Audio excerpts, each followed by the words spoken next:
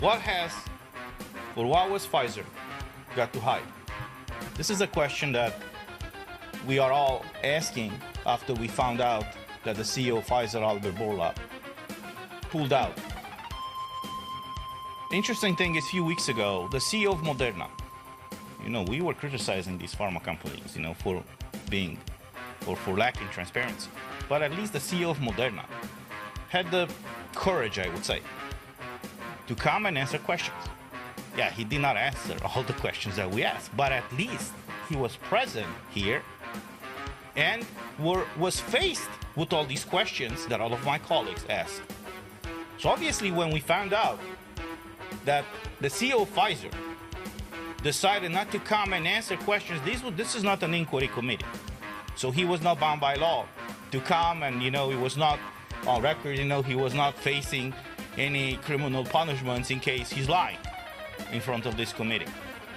But even in that case, he refused to come and answer some concrete and specific questions. Questions that I think all of us and all of you have. And the first question is, what exactly in these contracts? What are they hiding exactly? I mean, in the previous press conferences, I showed you some of the pages, from these contracts. This is how they were disclosed to us, and to the public, and to the press. Obviously, after some of us and some of the brave journalists asked, what are the contracts signed between the European Commission and these pharmaceutical companies? So this is how they disclose the contracts. Over 100 pages. Every contract with Pfizer, with Moderna, tens of pages of those contracts were blacked out.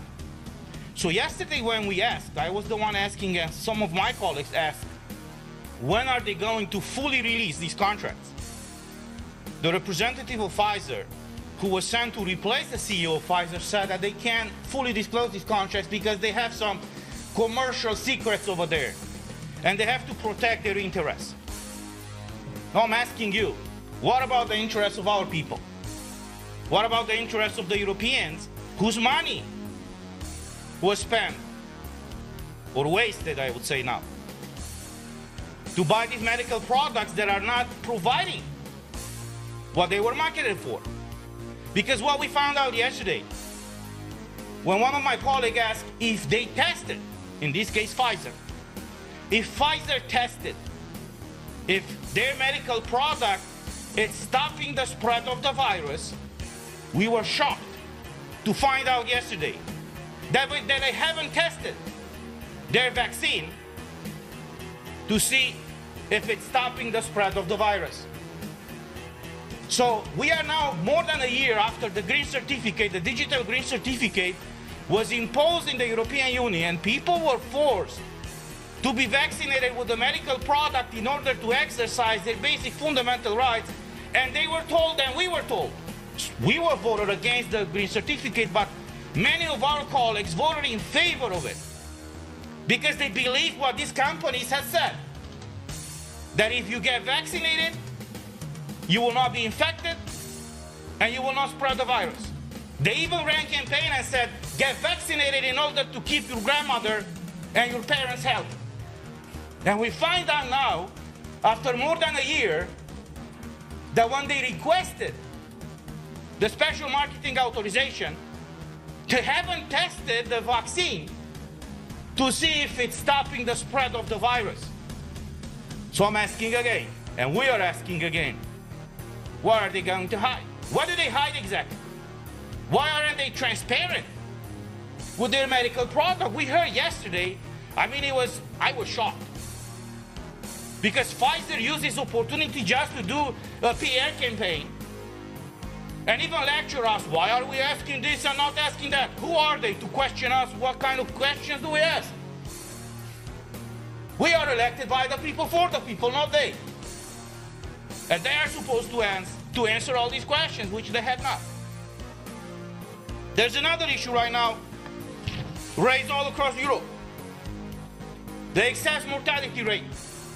In the month of July 2020, according to Eurostat, in the month of July, the excess mortality rate all across European Union went up 16% more than the average of 2016 and 2019. Now, if you look on the map here, this is released by the Eurostat. It's not from us. If you look on this map, you will see that the countries with the highest vaccination rate have right now the highest mortality rate. So obviously we ask, is there a connection between being vaccinated and having a higher mortality rate? Everybody's avoiding answering this, I would say, logical question. There's another issue. A year ago, I requested EMA to submit some details and data to me because I wanted to have an informed decision, I would say, when I voted in favor or against the green certificate. And one of the questions that I asked EMA is to send me all the trials, the tests, the clinical trials that all these medical companies had done, either in animals or in humans, before they requested the marketing authorization. So in the case of Pfizer, here's something interesting. Comirnaty. When they submitted the information and the clinical trials to Pfizer, here's all the tests that they submitted along with their request. They submitted a clinical trial that started in January 14th, 2020. I asked yesterday the representative of Pfizer and she declined to answer. How is it possible that we, the world, found out in December of 2019 that there is a COVID, or coronavirus as it's called, in China, December of 2019. On January the 11th, the Chinese government released the DNA data, or a segment of it, to the public, and 3 days later, Pfizer already started the tests for this vaccine. How is that possible? She did not answer. In the case of Moderna, and I've asked the CEO of Moderna 2-3 weeks ago when he was here, they submitted trials since 2017. So I'm restating the question, how is it possible that when we found out in the fall of December, winter of 2019 about this virus, they submitted tests of their vaccines years before we found out about the virus? And I'm still asking that question now. How is that possible? So these are the legit questions that we all ask, and that people are asking us. And unfortunately, they are declining to answer. So these were the main topics, I would say, that we tried to clarify yesterday. And unfortunately, the Pfizer representative, as Moderna representative, declined to answer. We will keep pushing to clarify this fact, and nevertheless, to make sure that the European Commission is going to fully release the content of these contracts. Thank you. And I would like to